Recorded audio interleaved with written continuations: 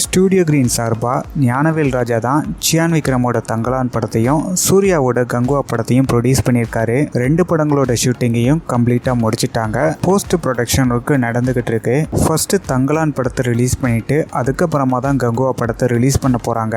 லாஸ்டா ஒரு இன்டர்வியூல பாரஞ்சித் சொல்லியிருந்தாரு, தங்கலான் படத்தோட ஃபுல் ஒர்க்கையும் கம்ப்ளீட்டாக முடிச்சிட்டோம், ரிலீஸ் டேட் காண்டி தான் வெயிட் பண்ணிட்டு இருக்கோம்னு சொல்லியிருந்தாரு. இன்னைக்கு ப்ரொடியூசர் தனஞ்சயன் அவர்களுக்கு பர்த்டே.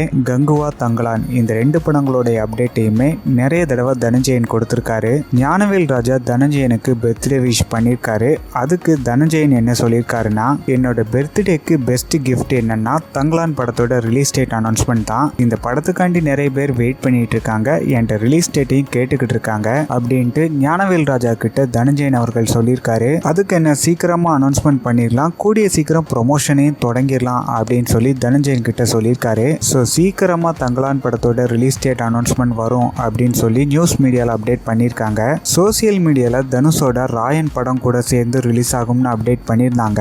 ராயன் படத்தை வர ஜூன் 13ஆம் தேதி ரிலீஸ் பண்ணுறாங்க. ஸோ தங்கலான் படத்தையும் சேம் டேட்டில் ரிலீஸ் பண்ணுவாங்களா அப்படிங்கிறத வெயிட் பண்ணி பார்க்கலாம். இப்போதைக்கு சியான் விக்ரம் அருண்குமார் டைரக்ஷனில் வீர தீர சூரன் படத்தில் ஒர்க் பண்ணிட்டு இருக்காரு. மதுரை, திருநெல்வேலி, தென்காசி இதை சுற்றி உள்ள ஏரியாக்களில் தான் இந்த படத்தோட ஷூட்டிங் ஃபுல்லாகவே எடுக்கிறாங்க. படத்தை 2 பார்ட்டாக ரிலீஸ் பண்ண போகிறாங்க.